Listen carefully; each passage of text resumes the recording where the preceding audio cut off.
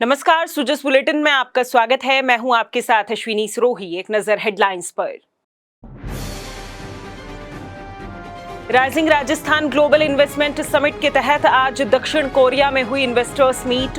मुख्यमंत्री ने उद्यमियों को किया प्रदेश में निवेश के लिए आमंत्रित। प्रदेश में माइनिंग ब्लॉक की ऑक्शन प्रक्रिया का एक्शन प्लान होगा तैयार। खनिज ब्लॉक ऑक्शन, रोजगार, निवेश और राजस्व वसूली पर रहेगा फोकस। डिस्कॉम्स चेयरमैन ने किया केंद्रीयकृत कॉल सेंटर का अवलोकन। कहा, उपभोक्ताओं की बिजली संबंधी समस्याओं का संवेदनशीलता से हो समाधान। Rising Rajasthan global investment summit 2024 के तहत आज दक्षिण कोरिया में आयोजित हुई इन्वेस्टर्स मीट में मुख्यमंत्री श्री भजनलाल शर्मा के नेतृत्व में राज्य सरकार के उच्च स्तरीय प्रतिनिधिमंडल ने भाग लिया। इस अवसर पर मुख्यमंत्री ने दक्षिण कोरियाई निवेशकों को राजस्थान में निवेश के लिए आमंत्रित किया। मुख्यमंत्री ने कहा कि दक्षिण कोरिया के उद्यमियों के साथ हमारी ऐतिहासिक साझेदारी का नया अध्याय लिखा जाएगा। राजस्थान निवेश को सरल बनाने के लिए प्रक्रियाओं और नीतियों में लगातार सुधार कर रहा है। हमारी सरकार निवेशकों की समस्याओं के समाधान और व्यापार को और आसान बनाने के लिए प्रतिबद्ध है। हम कोरिया के साथ व्यापारिक संबंधों को और मजबूत करने के लिए उत्सुक हैं। मुख्यमंत्री ने कहा कि राजस्थान जल्द ही कई नीतियों जैसे औद्योगिक नीति, निर्यात प्रोत्साहन नीति, एमएसएमई नीति और एक जिला एक उत्पाद नीति लॉन्च कर रहा है। राजस्थान निवेश प्रोत्साहन योजना के माध्यम से विशेष पैकेज और अनुदान प्रदान किए जा रहे हैं। उन्होंने कहा कि राजस्थान सरकार ने 5 वर्षों में प्रदेश को $350 बिलियन की अर्थव्यवस्था बनाने का लक्ष्य निश्चित किया है और हम आपकी सक्रिय भागीदारी से निश्चित तौर पर सफल होंगे। मुख्यमंत्री ने कहा कि हमने दक्षिण कोरियाई निवेशकों की सुविधा के लिए सिंगल विंडो सिस्टम की व्यवस्था की है। राज्य निवेश पोर्टल के माध्यम से राजस्थान में निवेश के लिए ऑनलाइन आवेदन किया जा सकता है। राजस्थान सरकार कोरिया के उद्यमियों के साथ न केवल निवेश की उम्मीद करती है, बल्कि एक मजबूत और दीर्घकालिक साझेदारी की आकांक्षी है।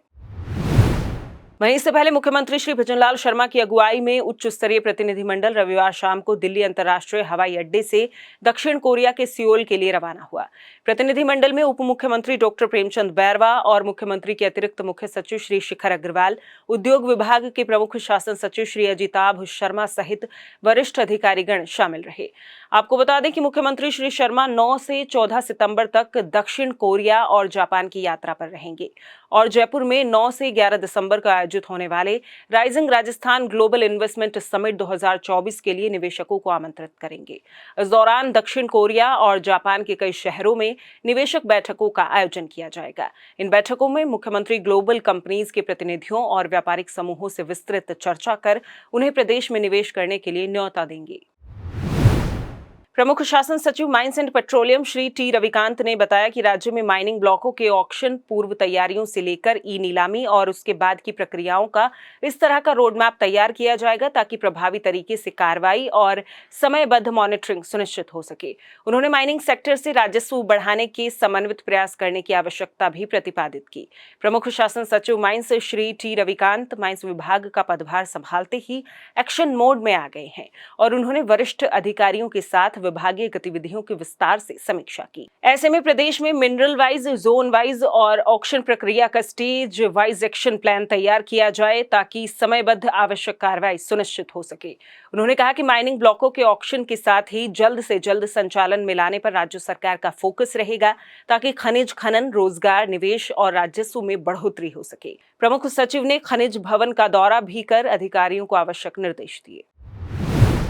डिस्कॉम्स चेयरमैन और जयपुर विद्युत वितरण निगम की प्रबंध निदेशक सुश्री आरती डोगरा ने अधिकारियों को निर्देश दिए हैं कि उपभोक्ताओं की बिजली संबंधी समस्याओं और शिकायतों का पूरी संवेदनशीलता के साथ निराकरण किया जाए। उन्होंने कहा कि उपभोक्ताओं को गुणवत्ता के साथ बेहतर सेवाएं प्रदान करना निगम की सर्वोच्च प्राथमिकता है। ऐसे में शिकायतों के समाधान की व्यवस्था को और अधिक पुख्ता और प्रभावी बनाएं।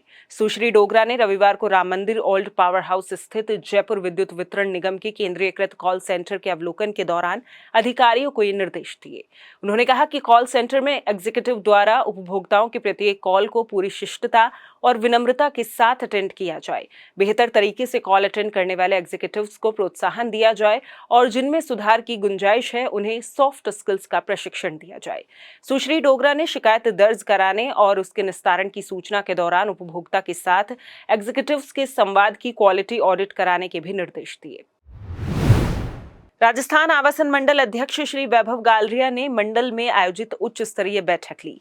बैठक में उन्होंने मुख्यमंत्री जन आवास योजना सहित अन्य सभी निर्माणों में गुणवत्ता को प्राथमिकता पर रखने के निर्देश दिए। बैठक के दौरान श्री गालरिया ने राजस्थान आवासन मंडल की ओर से किए जाने वाले आगामी निर्माण कार्यों और नीलामी प्रक्रिया को लेकर चर्चा की। उन्होंने कहा कि नीलामी और आवंटन प्रक्रिया में तेजी लाई जानी चाहिए ताकि आवासन मंडल के राजस्व को बढ़ाया जा सके और आगामी प्रोजेक्ट्स को भी समय पर पूरा करने में मदद मिल सके। श्री गालरिया ने कहा कि राजस्थान आवासन मंडल की ओर से किए जा रहे सभी कार्य, चाहे वो साधारण निर्माण के हों या फिर मुख्यमंत्री जन आवास योजना, सभी को समय पर पूरा करने पर फोकस किया जाना चाहिए। उन्होंने कहा कि कार्य में तेजी के साथ साथ गुणवत्ता पर भी पूरी तरह ध्यान दिया जाना चाहिए। श्री गालरिया ने कहा कि पौधारोपण में तेजी लाई जाए। उन्होंने कहा कि एक पेड़ मां के नाम अभियान को सफल बनाने के लिए मंडल के हर अधिकारी और कर्मचारी को अपनी जिम्मेदारी को समझकर समर्पित होकर अभियान में जुटना होगा। उन्होंने कहा कि आवासन मंडल की समस्त योजनाओं में सीवरेज ट्रीटमेंट प्लांट और वर्षा जल संचयन तकनीकों का इस्तेमाल कर पानी का बेहतर उपयोग किया जाए। जयपुर के जवाहर कला केंद्र में 6 से 8 सितंबर तक आयोजित हुए 3 दिवसीय सुरताल उत्सव का रविवार को समापन हुआ। कार्यक्रम में वरिष्ठ आईएएस अधिकारी श्री संदीप वर्मा, पुलिस महानिदेशक श्री हेमंत प्रियदर्शी, सेवानिवृत्त न्यायाधिपति दीपक माहेश्वरी, नगर निगम ग्रेटर की आयुक्त श्रीमती रुक्मणी रियार अतिथि रहे।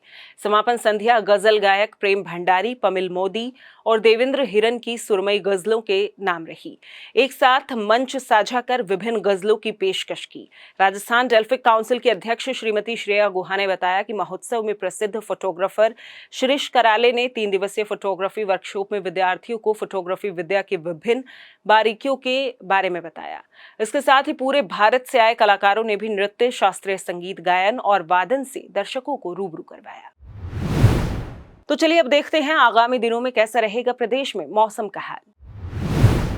नमस्कार, मौसम विज्ञान केंद्र जयपुर आपका स्वागत करता है। राजस्थान के दैनिक मौसम की जानकारी इस प्रकार है। पिछले 24 घंटों में पूर्वी राजस्थान में अनेक स्थानों पर तथा पश्चिमी राजस्थान में कुछ स्थानों पर मेघगर्जन वज्रपात के साथ हल्की से मध्यम वर्षा दर्ज की गई। पूर्वी राजस्थान में कहीं-कहीं पर अतिभारी वर्षा दर्ज की गई। राज्य में सर्वाधिक वर्षा अत्यधिक भारी नगर जिला भरतपुर में 224 मिलीमीटर दर्ज की गई।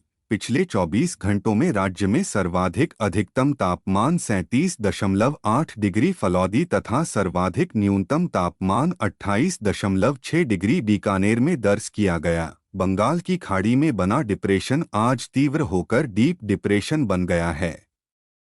आगामी 24 घंटों में इसके उत्तर पश्चिम दिशा में उड़ीसा, छत्तीसगढ़ की और आगे बढ़ने की प्रबल संभावना है। आज कोटा, उदयपुर, जयपुर, जोधपुर, भरतपुर व अजमेर संभाग के कुछ भागों में मेघगर्जन के साथ मध्यम बारिश व कोटा, उदयपुर संभाग में कहीं-कहीं भारी बारिश होने की संभावना है। 10 सितंबर को पूर्वी राज्य के अनेक भागों में मध्यम से तेज बारिश होने तथा कोटा, उदयपुर संभाग में कहीं-कहीं भारी बारिश होने की संभावना है। सितंबर के 11 से 12 को पूर्वी राजस्थान के भरतपुर, कोटा, उदयपुर व जयपुर संभाग के कुछ भागों में भारी बारिश की गतिविधियों में बढ़ोतरी होने तथा कहीं-कहीं अतिभारी बारिश होने की संभावना है। आगामी 4 से 5 दिन जोधपुर, बीकानेर संभाग के कुछ भागों में मेघगर्जन के साथ बारिश होने तथा सीमावर्ती क्षेत्रों में मौसम मुख्यतः शुष्क रहने की संभावना है। भारी वर्षा से निचले इलाकों व अंडरपासों में कहीं-कहीं पर जल भराव हो सकता है तथा सड़कों पर जल भराव के कारण यातायात व्यवस्था प्रभावित हो सकती है, जिससे दृश्यता में कमी हो सकती है तथा यातायात दुर्घटना होने की संभावना बढ़ जाती है। वर्षा के समय जल भराव क्षेत्र में लगे बिजली के खंभों से दूरी बनाकर रखें। सोलर पैनल आदि को तेज हवाओं, आंधी से नुकसान हो सकता है। कृपया सुरक्षित कर समुचित उपाय करें।